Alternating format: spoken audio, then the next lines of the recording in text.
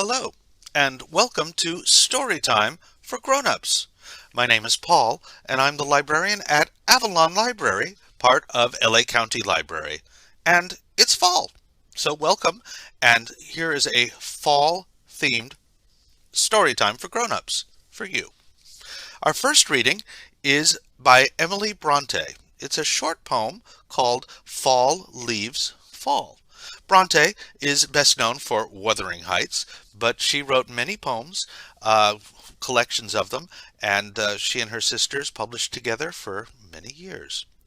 So, Fall Leaves Fall. Fall leaves fall, die flowers away, lengthen night and shorten day. Every leaf speaks bliss to me, fluttering from the autumn tree. I shall smile when wreaths of snow blossom where the rose should grow. I shall sing when night's decay ushers in a drearier day. Sort of a song of the transitory nature of fall, I suppose. Not going to be too much snow here, but there you are. It's a fall poem. Next, I'm going to read an essay by P.T. Barnum, the famous circus owner of Barnum and Bailey's Circus. He wrote a big book about humbugs in 1865 and neatly promoted his own humbuggery at the American Museum in New York. What I'm going to read you is Chapter 1 from P.T. Barnum's Humbugs of the World. A little reflection will show that humbug is an astonishingly widespread phenomenon, in fact, almost universal. And this is true, although we exclude crimes and arrant swindles from the definition of it, according to the somewhat careful explanation which we will give you here. I apprehend that there is no sort of object which men seek to attain, whether secular, moral, or religious, in which humbug is not very often an instrumentality. Politics and government are certainly among the most important of practical human interests. Now, it was a diplomatist, that is, a practical manager of one kind of government matters, who invented that wonderful phrase, a whole world full of humbug in just half a dozen words, that language is given to us to conceal our thoughts. It was another diplomatist who said, an ambassador is a gentleman sent abroad to lie for the good of his country. But need I explain to my own beloved countrymen that there is humbug in politics? Does anybody go into a political campaign without it? Are no exaggerations of our candidate's merits to be allowed? No depreciations of the other candidate? Shall we no longer prove the success of the party opposed to us will overwhelm the land and ruin? Let us see. Leaving out the 2 elections of George Washington, 18 times that very fact has been proven by the party that was beaten, and immediately we have not been ruined, notwithstanding that the dreadful, fatal fellows on the other side got their hands on the offices and their fingers into the treasury. Business is the ordinary means of living for nearly all of us, and in what business is there not humbug? There's cheating in all trades but ours, is the prompt reply from the bootmaker with his brown paper soles, the grocer with his floury sugar and chicory coffee, the butcher with his mysterious sausages and queer veal, the dry goods man with his damaged goods wet at the great fire, and his selling at a ruinous loss, the stockbroker with his brazen assurances that your company is bankrupt and your stock not worth a cent, if he wants to buy it, the horse jockey with his black arts and his spavined brutes, the milkman with his tin aquaria, the land agent with his nice new maps and beautiful description of distant scenery, the newspaper man with his immense circulation, the publisher with his great American novel, the city auctioneer with his pictures of the old masters. All and every one protest his own innocence and warn you against the deceit of the rest. Literature is one of the most interesting and significant expressions of humanity, yet books are thickly peppered with humbug. Travelers' stories have been the scoff of ages, from the true story of witty old Lucian the Syrian down to the garrulaties, if we can coin the phrase, of the Frenchman du Chaillu. Oh, he's extinct. Ireland's counterfeited Shakespeare plays, Chatterton's forged manuscripts. Such literary humbugs as these are equal in presumption and ingenuity to any of the business kind, though usually destitute of the sort of impiety which makes great religious humbugs horrible. Science is another field of human effort. Science is the pursuit of pure truth and the systemizing of it. In such an employment as that, one might reasonably hope to find all things done in honesty and sincerity. Not at all, my ardent and inquiring friends. There is a scientific humbug just as large as any other. We've all heard of the moon hoax. Do none of you remember the Hydarachos silamani, that awful Alabama snake? It was only a little while ago that a grave account appeared in a newspaper of a whole new business of compressing ice. Perpetual motion has been the dream of scientific visionaries, and a pretended but cheating realization has been exhibited by scamp after scamp. Medicine is the means by which we poor feeble creatures try to keep from dying or aching. In a world so full of pain, it would seem as if people could not be so foolish, or practitioners so knavish, as to sport with men's and women's children's lives with their professional humbugs. Yet there are many grave MDs who, if there is nobody to hear, and if they speak their mind, will tell you plainly that the whole practice of medicine is, in one sense, a humbug. One of its features is certainly a humbug, though innocent and useful. This is the practice of giving a placebo, that is, a bread pill or a dose of colored water, to keep the patient's mind easy, while the imagination helps nature to perfect a cure. As for the quacks, patent medicines, and universal remedies, modern history knows hundreds of such. But there is a more thorough humbug than any of these enterprises or systems. The greatest humbug of all is the man who believes, or pretends to believe, that everything and everyone are humbugs. Honor, he thinks, is a sham. Honesty he considers a plausible word to flourish in the eyes of the greener portion of our race, as you would hold out a cabbage leaf to coax a donkey.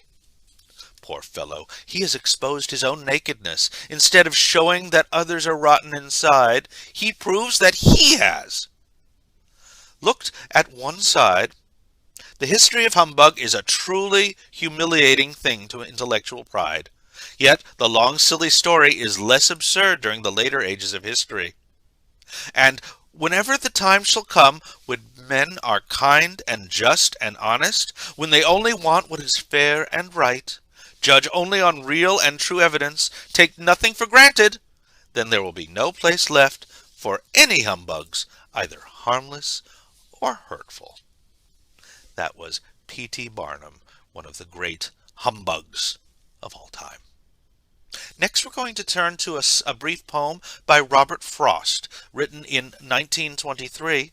Robert Frost, of course, also wrote Two Roads, but this is not Two Roads. This is Nothing Gold Can Stay. Nature's first green is gold, her hardest hue to hold. Her early leaf's a flower, but only so an hour. Then leaf subsides to leaf, so Eden sank to grief, so dawn goes down to day. Nothing gold can stay. Next, I'm going to finish up with a passage from John Keats. John Keats was a poet in the late 1890s, but he also was a really deep scholar of Irish folklore. And he compiled a set of stories about Faery, the little folk of Ireland. And this is a passage from his book, The Celtic Twilight, entitled The Friends of the People of Faery. I'll try not to do an accent, because I think that would be kind of wicked. A friend has sent me from Ulster an account of one who is on terms of a true friendship with the people of Faery.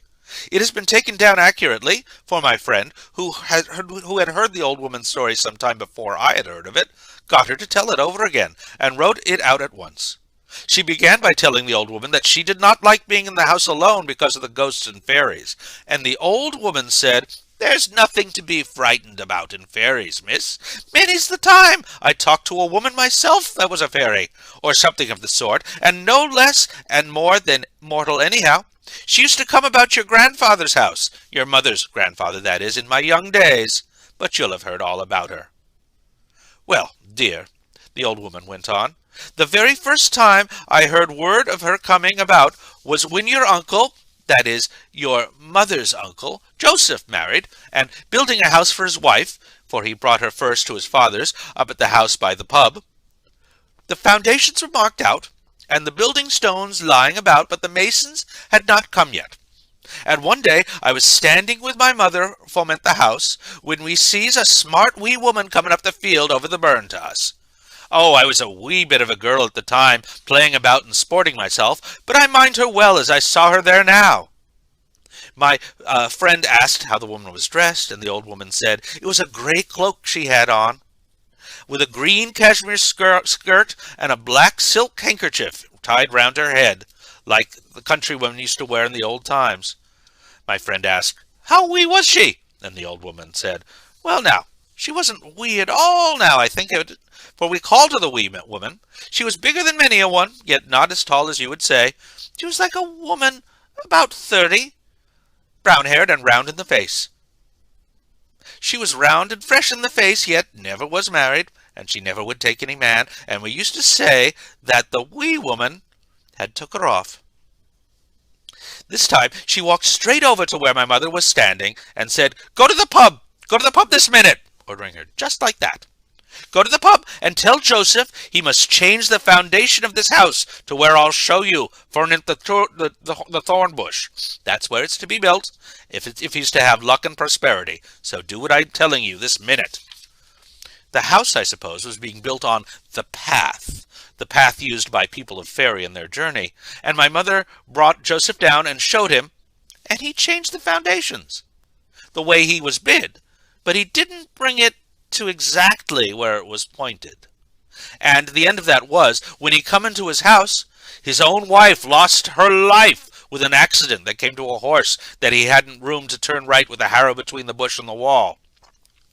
The wee woman was queer and angry when next she came, and she said to us, 'He didn't do as I bid him, but he'll see what he'll see.' There was none of the other children of us ever seen her, unless me, but I used to be glad when I see her coming up the barn, and I would run out and catch her by the hand in the cloak, and call to my mother, 'Here's the wee woman!' No man, buddy, ever seen her. My father used to be wanting to, and was angry with my mother and me, thinking we were telling her lies, and foolish-like. And so, one day, when she had come, and was sitting by the fireside talking to my mother, I slips out to the field where Dad was digging. 'Come up,' says I, 'if you want to see her. She's sitting by the fireside now.' So in he comes, and he looks round angry-like, and he sees nothing, and he up with a broom that was near me, and he hits me with it. 'Take that now!' for making a fool of me, and away with him fast as he could, and queer and angry with me.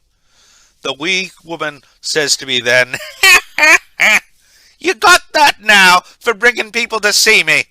No man will ever see me, and none ever will.' One day, when me and my mother was standing talking, and she was warning her about something, when she says in all of a sudden, 'Oh, here comes Miss Letty in all her finery, and it's time for me to be off.' And with that, the wee woman gave a swirl around on her feet, and raised up in the air, and round she goes, and up, as if she were a winding stair she went up, only far swifter. She went up and up and up till she was no bigger than a bird up against the clouds, singing and singing the whole time, the loveliest music I ever heard in my life from that day to this. It wasn't a hymn she was singing, but poetry, lovely poetry, and my mother stands gaping up and all of a tremble. 'What is she, a tall mother?' says I. 'Is it an angel, or she a fairy woman, or what?' And that is John Keats from the collection of essays about fairies. Thank you very much. That's all I have for you today on Storytime for Grown-ups. I hope you have a lovely fall, and I'll see you soon. Thank you.